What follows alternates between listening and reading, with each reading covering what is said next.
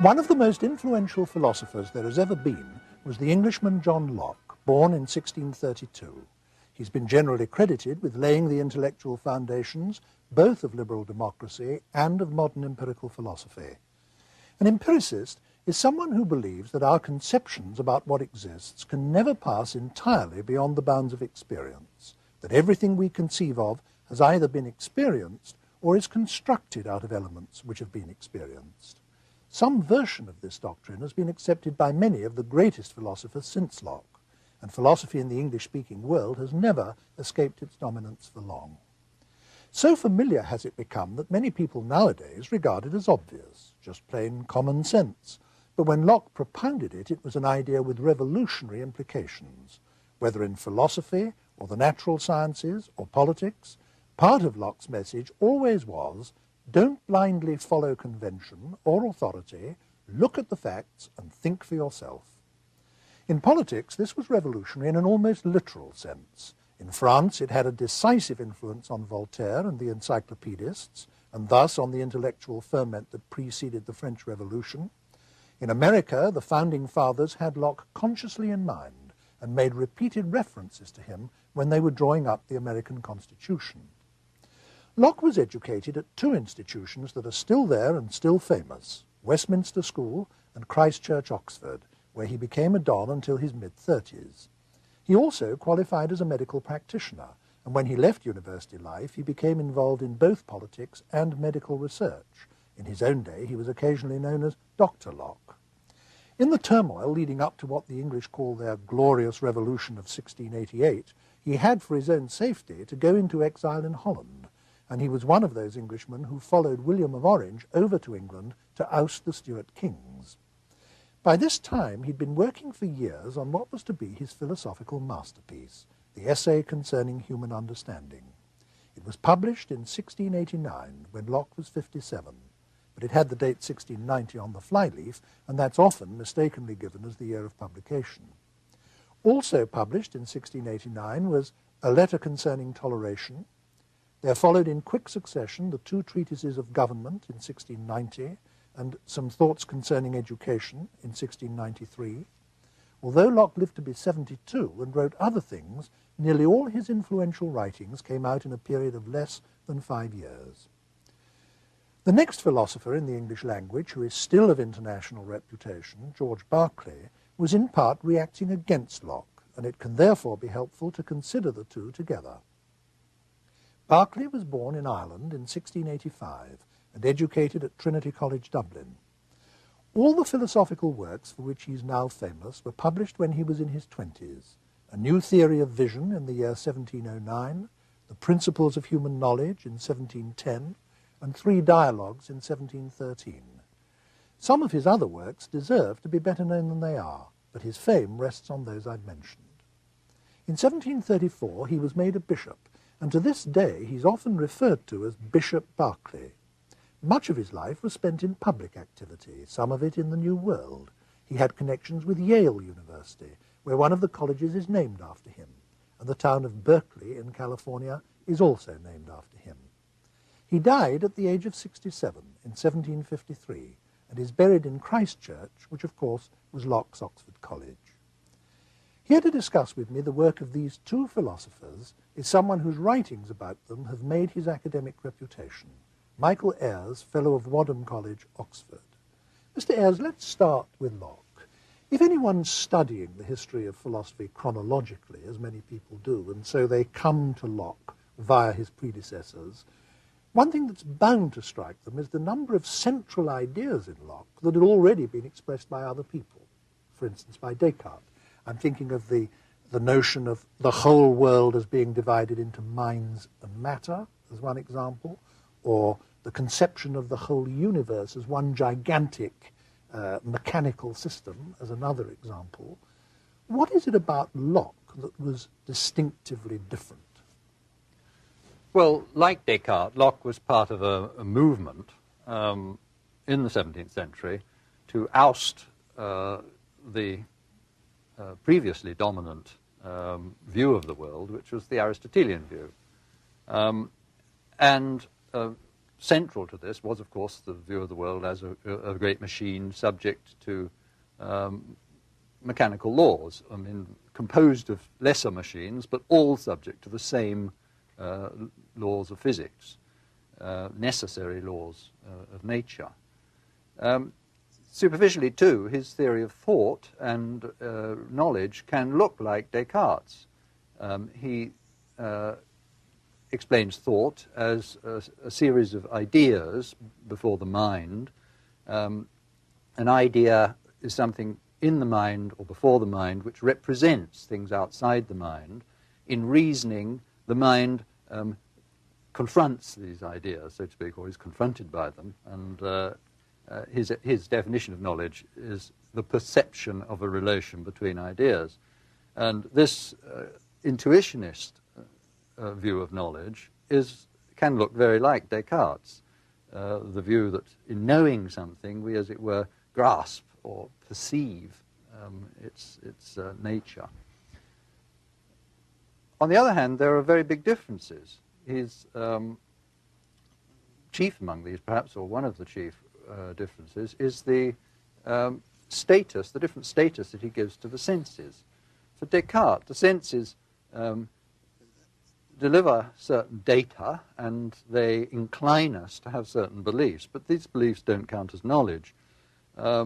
They have to be, the senses have to be interpreted and explained by reason before we can suppose that through the senses we have acquired any knowledge of the world. Basically, the senses don't deliver knowledge. It's reason that delivers knowledge, or the intellect operating on the data of sense. But for Locke, the senses themselves are a basic or fundamental faculty. They deliver knowledge in their own right. And this shows in the different approach to skepticism of the two philosophers. Descartes, so to speak, accepts the skeptic's challenge to supply reasons for believing in an external world, in a world of objects outside us. Locke simply dismisses the challenge. He says that the skeptic is casting doubt on one of the fundamental faculties of the human mind, and yet he himself, in producing his skeptical reasoning, is relying on human faculties. And in effect, he rejects the whole thing. He's prepared to say that if anybody is wild enough to be a skeptic, reasons can be produced, but the senses don't need reasons. I mean, they just supply us with knowledge. Another thing is that I think one must mention as being central to Locke is his very special use of the word ideas. Yes. I know he didn't coin that, but he, in chapter 1 of the essay concerning human understanding, he actually apologizes to the reader for the frequency with which he's going to use the word in the book. Can you say something about that? Yes, well, it was, in fact, a very well-used term by the time he used it. I mean, there's nothing really new about it at all. But for Locke, an idea is something very different from what it is for Descartes. For Descartes, it's something really fundamentally intellectual.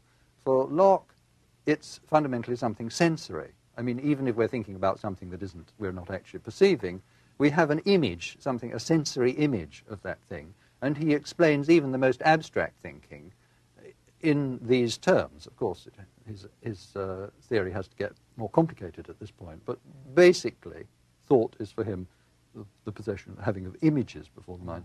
Now, this theory of imagism, as we could call it, was not an uncommon one in the 17th century, and it had tended to go in one of two directions. One of these directions is taken by Hobbes, that since all our knowledge and understanding was dependent on the senses, Hobbes produced a dogmatic view of the world, which was a materialist one. He thought that we could analyze experience in such a way that we could arrive at the sort of understanding of the world that Descartes thought we arrived at through the intellect. But Locke developed a different line which is more agnostic or skeptical, really, that although the senses give us knowledge, they give us a limited knowledge. And because all our thought about the world is restricted to the the concepts that we have through the senses, and in fact our thought involves sensory images, that restricts our knowledge of the world. And he thought there was no method by which we could arrive at the underlying nature of things. So he was a sort of modified skeptic. I mean, we know the world is there, but we don't know what it's like. Yes. This use of the word ideas and this particular theory of knowledge was so influential that I'd like to dwell on it just for a moment. And Locke thought, didn't he, that everything that was present to the mind was, in his sense of the word, an idea.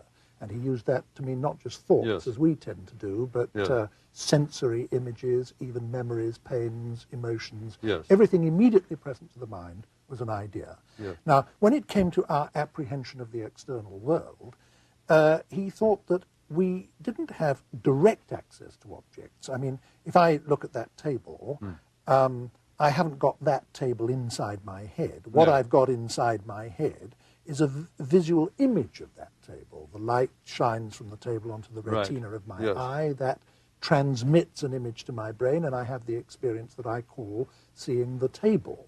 But the whole of my experience, through all five of my senses, consists not of being in immediate contact with the objects of the external world, but of having images and representations of them. Now, he never doubted, did he, that although that means that the objects of the external world out there are things of which I do not have and never can have immediate knowledge, he never doubted that they were out there, did he? I mean, he believed that there were material substances out there in the world giving me these experiences. Why was he sure of that? Well, he thought it just didn't make sense to suppose that all there is, so to speak, a lot of sensible qualities. I mean, his model is that, I mean, there is the object there, it's affecting us in various ways, and it's affecting other objects around it. And it's through its effects on us and through its perceptible effects on other objects, that's to say, the objects in turn affect us in regular ways. That's how we have knowledge of this thing. And so what for us is simply, we have to think of simply in terms of a sort of list of sensible qualities and powers to affect other things and so forth. What's actually there is something really rather simple. But he believed that because he believed the world must make sense. He believed that the world is an intelligible place, that it is governed by necessary laws, and that it's ultimately the kind of place that an ideal science could explain and understand. Now, at the level of sense perception, although there are regularities, there are only relative regularities. I mean, we don't get that kind of absolute law-likeness at the level of ordinary experience that would be the sign that we had arrived at the truth of things. It's because we don't have a simple, comprehensive science, really, of things, that he can be sure that the senses don't give us knowledge of their nature. Now, you say that Locke believed that the world was the sort of place that a law-like science could explain, but I think the question still needs to be asked. If he thought that all the knowledge we have of things is this intermediate knowledge, that we immediately experience images and sensations and representations, which in turn represent or picture things, if we never have access to the things, how is a successful science possible on Locke's view? How can we know what the nature of things is? Well, in a certain level, it's not possible, because we can never be sure, he thought, in his situation, at any rate, in the 17th century. I mean, he was really trying to prick a lot of balloons, so to speak. I mean, he was trying to cut the pretensions of philosophers like Descartes, who thought that they really arrived at a deductive science of things. What we're restricted to, in Locke's view, is speculation. And we're not only are we restricted to speculation, but we must employ in that speculation concepts that we get from experience.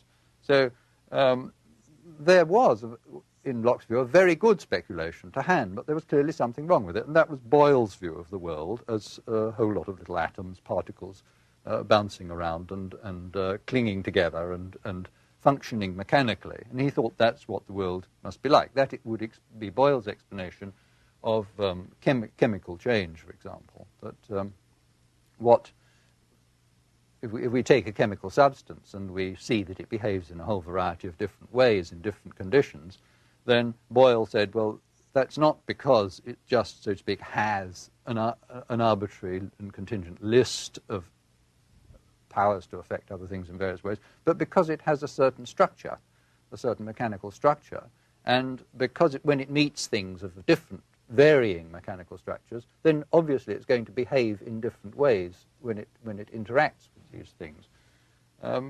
Now, Locke accepted that view provisionally, but he thought there were certain questions it left unanswered.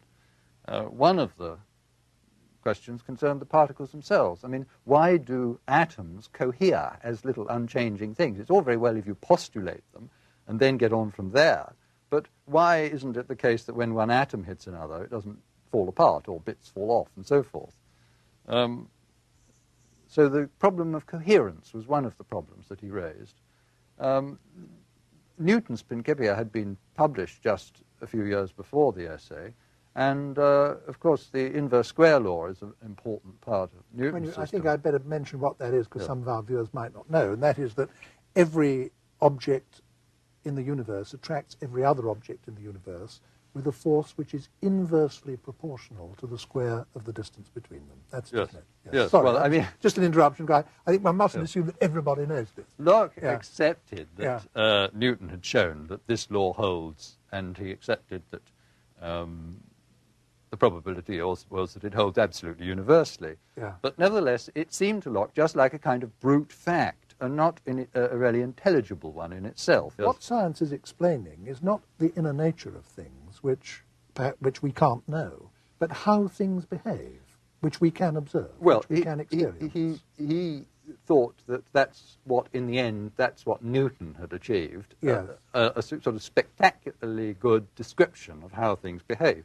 Yes. And this interpretation was one that Newton himself was inclined to. Yes, yes, and in fact, in the second edition of Principia, he published after Locke's death, he introduced a number of philosophical passages which were pretty obviously heavily influenced by Locke. Yes, he said this famous phrase, "I don't make hypotheses." That's right. Hypotheses non fingo, That's right. and he was referring to that, wasn't he? Exactly. I just tell you that there is gravity. I don't try to explain how it comes about that there is gravity, and so on for the whole of his science. Yes. The new science made absolutely prodigious use of mathematics, and from Galileo to Newton, and above all with Newton, men began to understand that throughout the universe there are, so to speak, equations buried in reality. How did Locke see this? I mean, how did he view the nature of mathematics and, through science, its application to reality? Well, his explanation of the possibility of mathematical science and geometry, say in particular, is quite really rather different from Descartes. I mean, for Descartes, geometry is a part of the science of space. I mean, it's a part of the science of reality. But for Locke, it's a science, an abstract science, which is created by us. We, so to speak, pick off geometrical properties of things, and we can construct them ad lib, and we can create a sort of science for that reason, precisely because it's not really concerned with the nature of things at all, which is unknown. It's simply concerned, as he puts it, with our own ideas. Yeah. When we observe things, they affect us in ways which cause us to observe, as we think, properties in the things. Now, Locke thought that these properties were all of two basic kinds, didn't he? That there were some properties in things which they possessed whether anyone was observing them or not. He called those primary qualities, didn't he? And that would include, I suppose, all the mathematical ones, the measurable ones. The mechanical. The mechanical ones, yes. like the dimensions and the weight and so on. Yes. And there were other qualitative properties, like sounds and smells and tastes and colours, that he thought depended on an observer. We're beginning to gather the materials together for a sort of outline sketch of a whole picture of the world, and I'd like to draw the threads together before we take any more forward steps. It's really going back to the beginning of our discussion and taking it up to this point, that Locke thought that the world, as we experience it, consists of two fundamentally different sorts of entities, minds and material objects. That we can't know what these are in their inner nature, and in their inner nature these remain permanently mysterious to us, but we do have direct experience of what they do, of how they behave. One of the things that material objects do is affect us. They affect us through our senses in various ways which give us experiences or representations or images of their properties, and that we perceive their properties of being, again, of two fundamental kinds. There are the primary qualities, which are the mathematical properties, and the secondary qualities, which are mind-dependent and of a sensory or qualitative nature. Now, this sort of view of the world is extraordinarily close, it seems to me, to one which is still very widely held, yes, and widely regarded as a sort of common-sense view. Up to this point in the discussion, though, we haven't said anything at all about one thing which is of enormous importance to 20th century philosophers and was of enormous importance to Locke, though we haven't mentioned it yet, and that's language. Locke, the essay concerning human understanding is written in 4 books, and one whole book is devoted to the use of words. How did Locke see language as coming into or being related to our experience of the world? Well, I think I'd first like to just qualify your summing up. Oh, would you? Please do. I don't want you, I don't want you to appear to agree with it if you don't. The way you summed it up, you made Locke seem a little bit inconsistent. Oh, did I? Because, as a matter of fact, it's true. He's inclined to think that the world is composed of matter and minds, but he is consistent enough to say that since we don't know the nature of either, we can't even be sure of that. So he is very ready to accept the possibility that materialism is true, that we thinking things are in fact complex and subtle machines. How we work, we have no idea at all, but he's ready to accept the possibility that there is no Cartesian soul, no immaterial, naturally immortal soul. Actually, I'm glad you pulled me up on that, because he has an argument about that, which I think is marvellous, and which I still think carries its full clout today. Of us human beings, he says that one of two things must be true, but both seem to us impossible to grasp. Either we must be material objects that think and have emotions, or there must be something immaterial in us which thinks and has emotions, and is in that case mysteriously allied to a physical object, namely our body. Now, Locke says, when we try to think our way through these two alternatives, we find that both of them are in a profound way unintelligible to us, and yet one of them must be true. Yes. Now, I still believe that. I think that's a good argument. Yes, the argument there is so strong that one wonders why, on other occasions, he says that dualism is probably true, but he never tells us why. He said it never justifies the probably. Yeah. Well, you were right to bring that in. Yes. Now, let me try and move us on, as I did before, to language. How does Locke's view of language fit in to his view of our knowledge of the world? Well, the book on language is really, a book on classification in all the various departments of knowledge, what makes for a good classification. The most interesting, I think, is the classification of the natural world.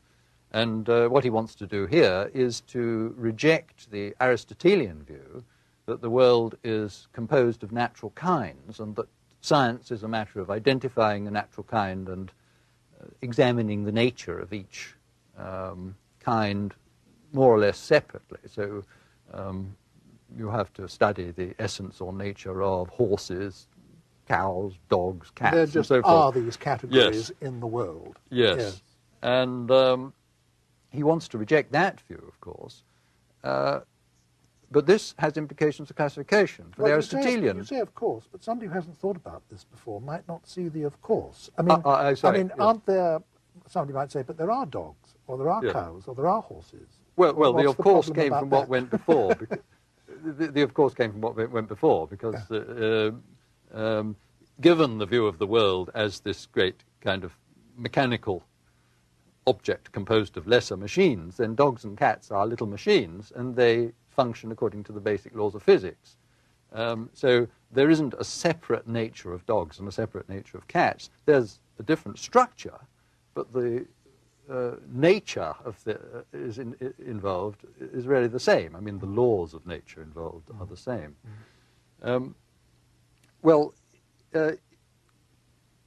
Given that view, I mean, his own view of the world as that sort of place, then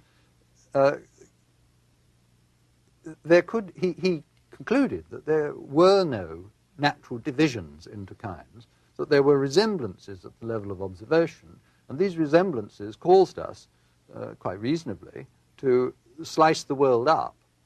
But in the end, the slicing is done by us. It's not done by nature. I mean, for the Aristotelian, there are these natural divisions, natural species, and we simply identify them and name them. But for Locke, we do the slicing up, and a consequence of this is that the terms we use, like gold, water, horse, dog, and so on, these are really arbitrarily, in the end, arbitrarily defined by us. They're human categories. Yes. What would he have said about his own distinction between minds and material objects that we've talked about so much so far? I mean, isn't that a distinction of natural kinds? Isn't that found in reality and not just a distinction made by us in language? I think that would be, I mean, I think he would agree that if that were, if dualism were true, if that's the way it is, then that would be a distinction of kind. Yeah. The kinds that he's attacking are the Aristotelian kinds, which are all bodily. I mean, there isn't in Aristotelian philosophy anything quite like the soul of Descartes. I mean, that immaterial object, substance. Now, if Locke thinks that our bodies are ultimately mysterious to us simply because all material bodies are in their inner nature mysterious to us, and we're not even sure what our minds are either, what view did he take of personal identity? What did he see people as being? Well, the discussion of personal identity is one of the most original and interesting parts of the essay. He agreed with Descartes that one knew that one was a thinking thing, but one didn't know what kind of thing one is. In the 17th century, the followers of Cartesian modes of thought thought that a very powerful argument for their view was that it explained immortality, and personal identity, that the identity of a person, despite the flux of matter, so to speak, in the body, the identity of the person is determined in life by the identity of the soul, and this soul could go on to the afterlife. I mean, and that would constitute our identity then. Now, Locke started from a different consideration, which is that immortality has to be personal immortality. The whole point of immortality is, well, to put it bluntly, reward and punishment. With a certain emphasis on punishment very often. But unless the thing that was being punished in the afterlife was conscious of the deeds that it had done in life on Earth, then somehow Locke thought that punishment lost its whole point. So yes, it would be as if a quite different person were being punished. Right. So he argued that, I mean, suppose we grant there is such a thing as an immortal, immaterial soul, and suppose we grant that this receives punishment. If that thing has no recollection of what happened on Earth, the whole notion of immortality loses its point.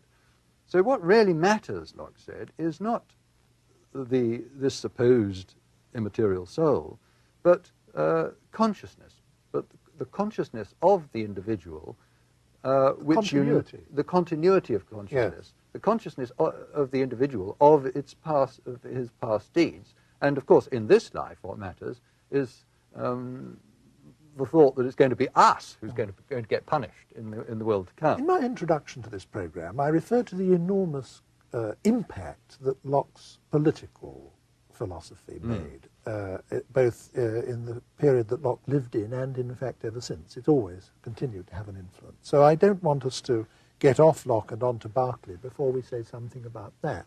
One thing that I admire, in fact I think the thing I admire most in Locke's political philosophy is the clarion call for tolerance. And at least one of his arguments for that is based on his insistence that, after all, we don't really know all that much in this life. We are wrong about a lot of things. A great deal is mysterious to us. And therefore we are not justified in imposing our opinions on others by force. He has a very moving expression of that argument at one point, which I like very much, I must say. Yes. I think that is an important connection with his views on politics and religious tolerance in particular. He has what you might call an individualistic view of knowledge, that nobody else can do my knowing for me. I mean, I have to think things out for myself in order to have knowledge. Other people can pass on opinions. Now, in certain areas, in ethics and religion, he thought that people ought to spend time and ought to be given the time to spend on thinking things out for themselves as far as possible. And if you have that coupled with a very strong sense of how difficult this is and how hard it is to get things right, then you've obviously got the recipe for a tolerant society. Yeah, we take it for granted, but of course in his day it was very far from being taken for granted. Before we do move on, I'd like you to sum up in some way what you see Locke's lasting contribution to philosophy, or that's too big a question. What you see his most important contribution to philosophy as having been? Well, historically, of course, something that you hinted at before, that he supplied a framework within which people could make sense of things like Newtonian science and so forth. And a way of looking at the world in which we recognize that there's a lot about the world we don't understand, and we recognize the speculative nature of science and so forth. And that was very important. He had another effect, which was that some of his arguments, for example, his emphasis on the point that what the knowledge we get through the senses is really just knowledge of things with powers to act on us. We don't really understand what lies behind those powers. Those arguments were employed by philosophers like Berkeley himself, who were really aiming at quite a different kind of view of the world or philosophy from Locke's, but were able to make use of what to them were concessions to idealism or to skepticism, I mean, to quite a different sort of philosophy. Now, I think that Locke has a lot still to say to us, partly just because he was, so to speak, the last great realist before the trend, the tendency towards idealist philosophy. Yes. And we can...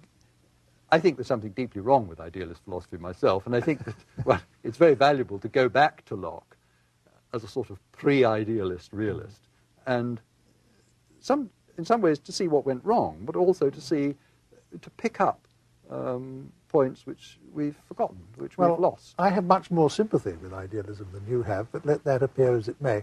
Let's now move on to the first of the absolutely major idealists, namely Berkeley.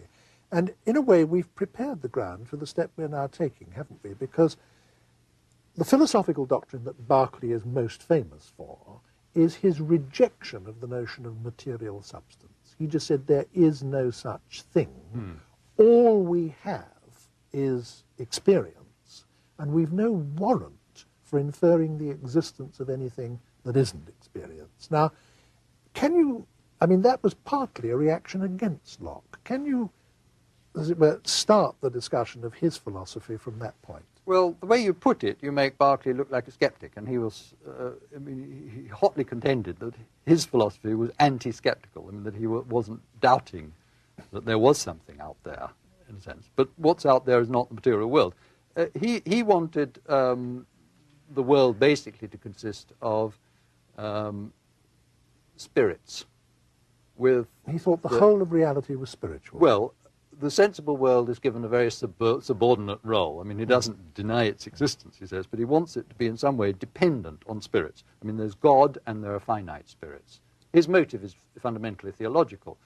To his mind, the philosophers like Locke and Descartes had turned the world into a kind of God, almost, turned the material world. Yeah. Because matter is something which has a nature of its own, which doesn't need God anymore in some way. Once God has created matter, it's like a great clock. It can go ticking on, and while God goes on holiday. And this, for Berkeley, was a sort of atheistic doctrine, virtually. I mean, a lot of philosophers had thought that materialism was a source of atheism, and had attacked any view which gave matter an sort of equal status to spirit. I mean, a group called the Cambridge Platonists, or the Cartesians themselves, were like this, had this view. But Berkeley was perhaps, well, one of the first to have the idea of turning the tables on matter in a way by making the sensible world nothing but, so to speak, something which is mind-dependent. So that Locke's distinction between the world as it appears to us and the world as it is in itself, you see, Berkeley just chops off the world as it is in itself, and all that's left is the world as it appears to us. And he contends that he's not denying the existence of anything in this way, at least not the existence of anything that counts or matters. How does Berkeley, if Berkeley thinks that there is no world as it is in itself, that everything is of the nature of spirits or ideas or experience, how does he account for the success of modern science?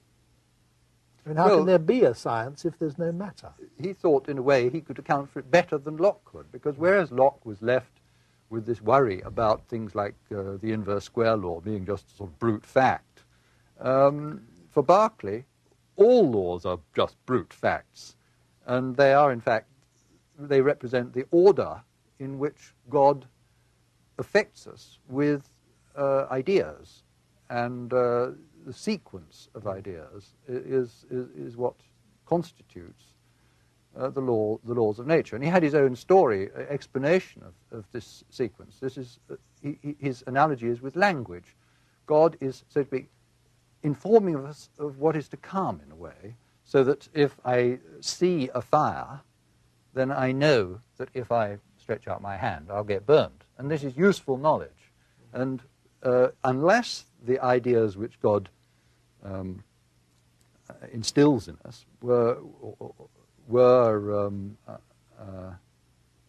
unless they were in this sort of order, then they would be useless to us. I mean, so he has this.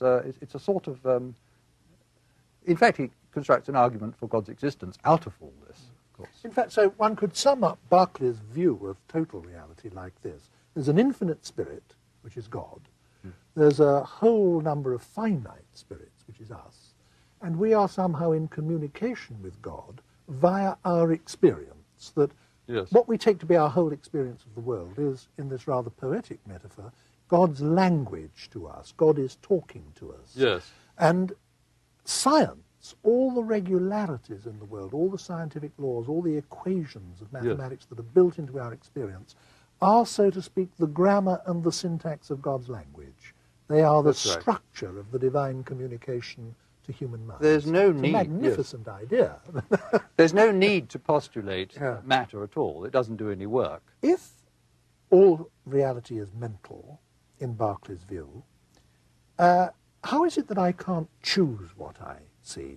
I mean, if I close my eyes and open them again, I can't choose to see Charlie Chaplin sitting on that sofa. I can't choose to see nobody sitting on the sofa.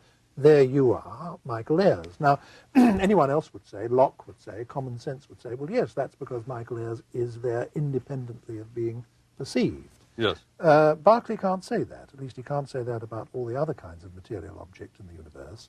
How does he explain it? In the end, he comes out with a notion which I think was there in his earlier writing, but is not expressed very clearly, that there is something that exists independently of you, and that is an idea in God's mind. And there is at least an intention of God to produce appropriate ideas in your mind when you open your eyes. Right? So the real object is really explained in terms of both of the orderliness, the order of your ideas, and the what exists in God's mind as the basis of that order. But what is really important to Berkeley, you see, is not the leap from your idea to something else, for example, an idea in God's mind. Some people think that that leap has made Berkeley just as vulnerable as the materialist ever was to the skeptical argument. But the important thing for Berkeley is that what he postulates is something mind-dependent, and it's also, he claims, more intelligible, because it's totally unintelligible, as Locke admitted, to us, as to how matter should act on mind. But he doesn't have that problem, because God's activity is something which is fundamentally unintelligible. In fact, it's the only kind of genuine causality there is in the universe, is the activity of a spirit, whether ourselves or God, for Berkeley. I think there's much more to be said for Berkeley than we're making it sound. I mean, this insistence that all that the objects of our knowledge can possibly ever be is the data of experience, and experience alone, came long after Berkeley's death to be one of the orthodoxies of science. And in fact, Karl Popper has written a famous article called A Note on Berkeley as a Precursor of Mach and Einstein, yes, in which he extracts 21 theses from Berkeley's work, yes, which he then shows have been put forward by modern physicists like Einstein under the impression that they were saying something new and revolutionary. I think there is a lot more to be said for Berkeley than one can easily be inclined to allow. Well, it's perfectly true that there is a powerful argument for the view that our concept of anything must, in the end, come back to our experience of that sort of thing, however indirect. And that argument has been very powerful. Now, of course, this, in a way, is Locke's argument too.